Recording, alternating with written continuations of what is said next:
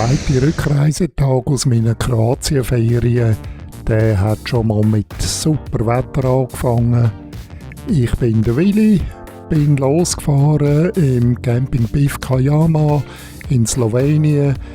Südwestlich von Ljubljana war das gelegen. Und eine wunderbare Gegend. Und bereits schon die ersten paar Meter auf meiner heutigen Tour, die sind einfach der Hammer gewesen. Die Morgensonne durch den Wald durchfahren, einfach super.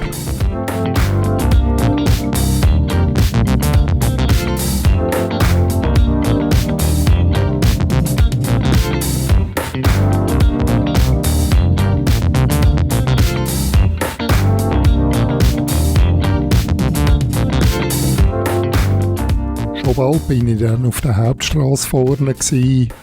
Und ab jetzt ist es eigentlich vornehmlich Richtung Nordwesten gegangen.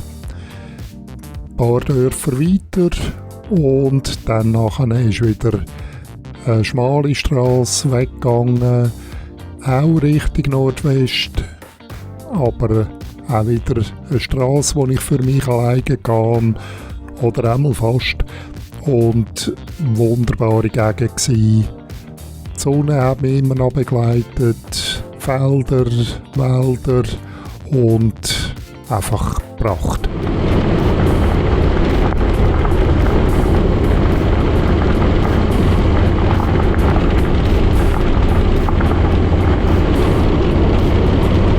Die Strasse ist dann sogar noch etwas schmäler geworden. Irgendwann war sie nicht einmal mehr befestigt gewesen. Aber dass das eine offizielle Verbindung zwischen Dörfern ist, habe ich dann gemerkt, als mir irgendwann ein Lieferwagen entgegengekommen ist. Muss ein Einheimischer gewesen sein. Irgendwann war dann auch noch ein Schild am Strassenrand. Ich konnte es zwar nicht lesen, aber ich könnte mir vorstellen, dass das irgendwie auf eine Militärnutzung irgendwie hingedeutet hat. Aber eben, wie gesagt, ich habe nicht gewusst, was es heisst. Es hat nicht geklopft, es hat nicht gerumpelt, es hat niemand geschumpfen. Also durchgefahren und die schöne Gegend genossen.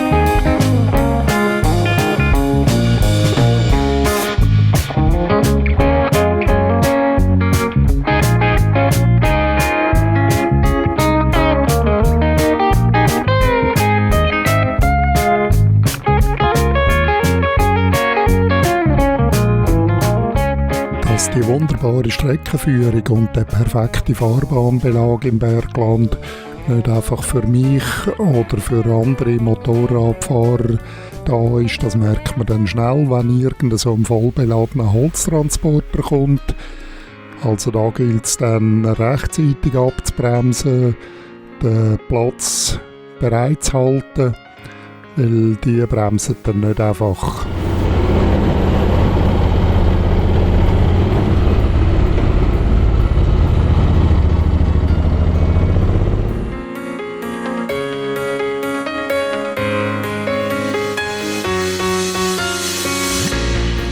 Das durch und durch ab und links und rechts durch eine wunderbare Gegend, durch eine fast verkehrsfreie Gegend, ausser ich bin dort unterwegs gewesen, und ein paar einzelne andere Fahrzeuge. Teilweise bin ich bis auf 1200 Meter über Meer raufgekommen, dann ist es wieder durch abgegangen, wieder durch. Super zum Fahren gewesen, guter Fahrbahnbelag, angenehme Witterung. Und das hätte von mir aus ewig so weitergehen können.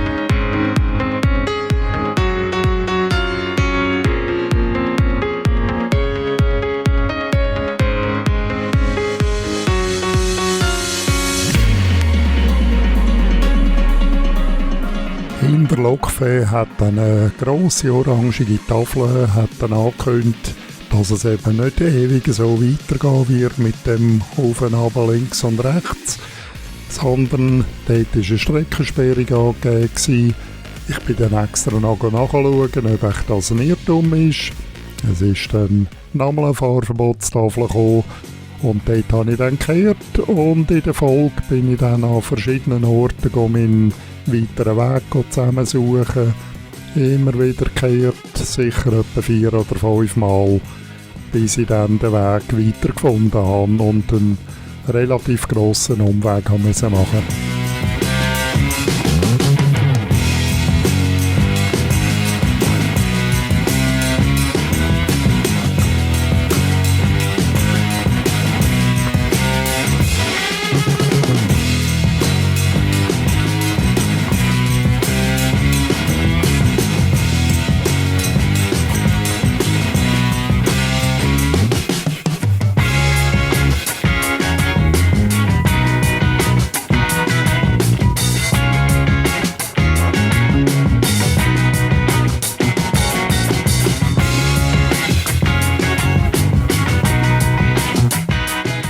Als ich nach dem Umweg wieder im Gebiet von Lokalweg auf die geplante Route zurückgefunden habe, hatte ich gerade noch Zeit gehabt, ein paar 100 Meter zu fahren bis zu einem Unterstand vom Winterdienst. Und dort habe ich mein Regenzeug angezogen.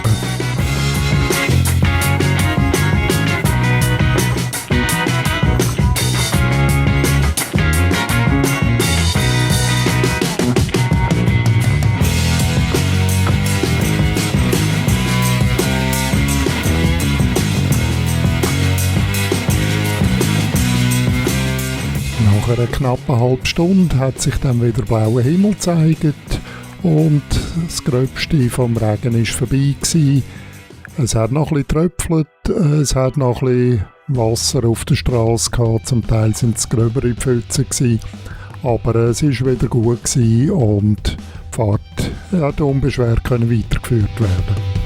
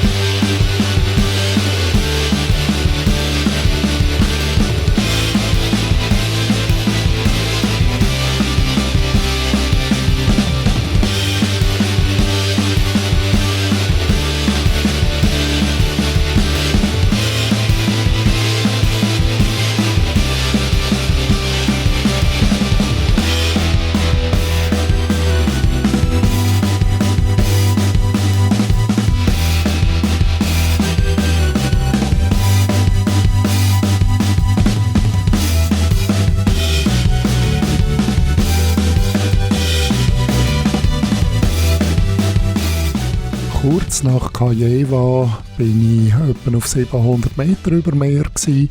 Dann war eine wunderbare Strecke in den Wald ab, kurvig, schöne, schmale Strasse und mit diesen Lichtsituationen, Sonnenschein durch die Bäume durch, dann wieder Wasserdampf, der vom Boden aufgestiegen ist, bin ich auf den Kanal runtergekommen. Das ist noch etwa 100 Meter über Meer und dort habe ich den Fluss Isonzo überquert.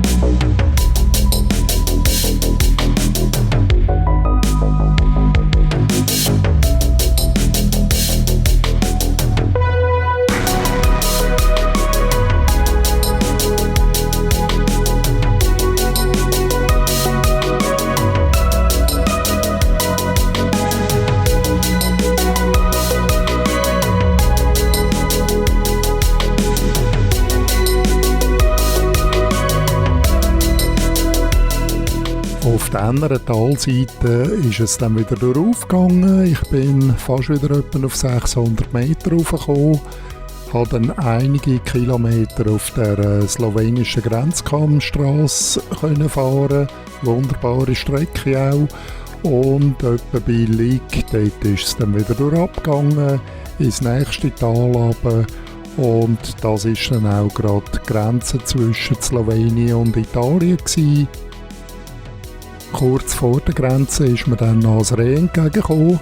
Zu unserem beiden Glück haben wir beide unsere rechte Fahrbahnhälfte benutzt und sind dann beide mit einem leichten Schrecken unseren Weg weitergegangen.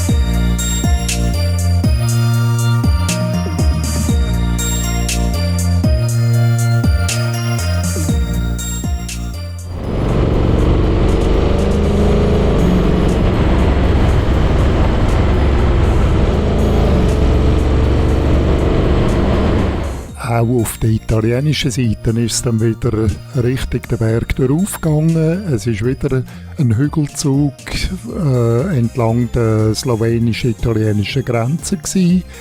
Ich bin dann bei Castelmonte durchgekommen und erst bei Cividale del Friuli ist dann wieder abgegangen. Und ich bin, wie es der Name schon angedeutet hat, im Friaul gewesen.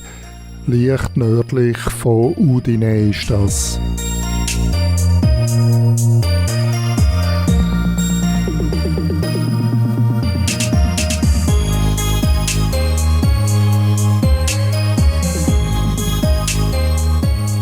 In dem Gebiet nördlich von Udine, da bin ich etwa auf 200 Meter über Meer gewesen. Dort war es richtig sommerlich gewesen. Wunderschönes Wetter und der Gedanke, dass irgendwie etwas könnte feucht vom Himmel oben runterkommen, der war so weit weg gewesen. Gut, eine knappe Stunde später, da hat es dafür so richtig angefangen zu regnen. Und ja, es ist dann wirklich auch auf der Straße liegen geblieben. Die Sicht war schlecht gewesen, einfach nur von dem starken Regen. Und ich bin froh gewesen, habe ich rechtzeitig noch den Regenschutz angezogen. Es sind gerade noch ein paar andere Töfffahrer auch mit dem gleichen Gedanken dran gewesen. Wir haben noch ein paar Worte gewechselt und sind dann weiter und haben uns einfach durchkämpfen durch den Regen durch.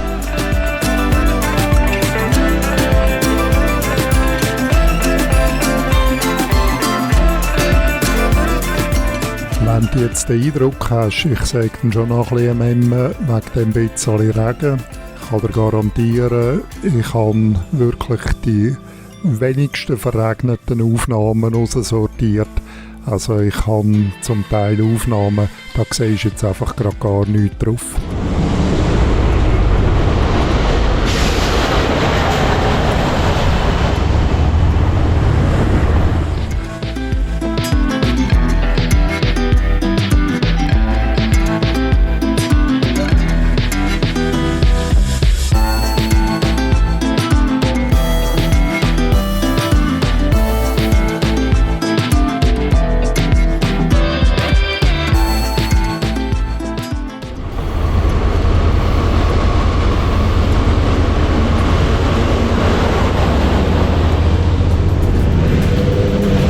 Die Strecke, die ich hier gewählt habe, Richtung Dolomiten, ist eine wunderbare Strecke in einem wunderbaren Tal.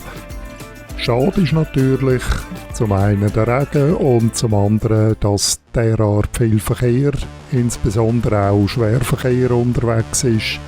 Und ich glaube, wenn man es dann noch schlecht bereicht, dann ist noch mehr Verkehr unterwegs.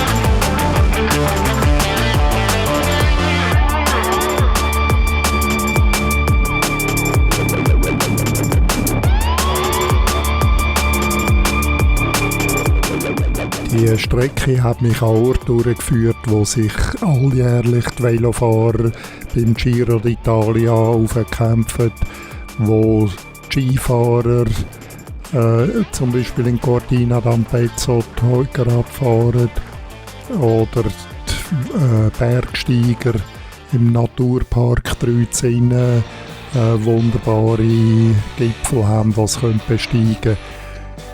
Es hat immer wieder geregnet und leider war alles auch ziemlich neblig gewesen. Also ich habe von diesen ganzen schönen Aussichten nur sehr wenig sehen.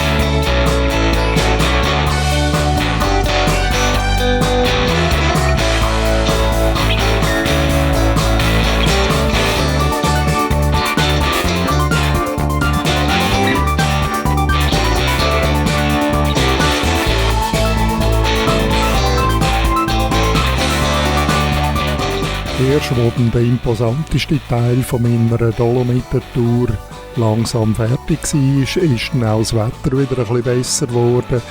Es war anfänglich wenigstens trocken gewesen. Gegen den Schluss hat sich dann wirklich auch wieder der Himmel blau gefärbt, es hat wieder Sonne gegeben und allmählich konnte ich mich auch wieder ein bisschen aufwärmen.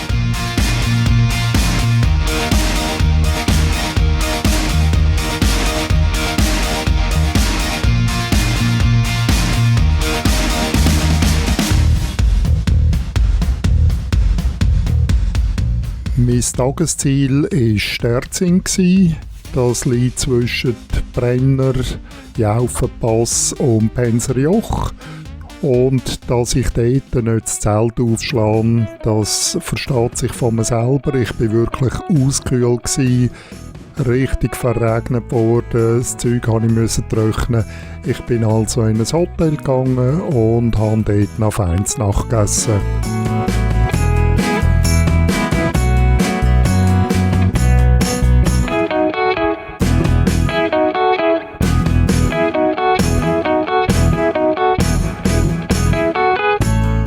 Ich hoffe, dass dir meine Fahrt von Slowenien über die Grenzkammstrasse ins Friaul und durch die Dolomiten nach Sterzing gefallen hat.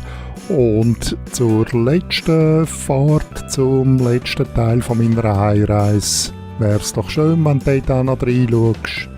Ciao!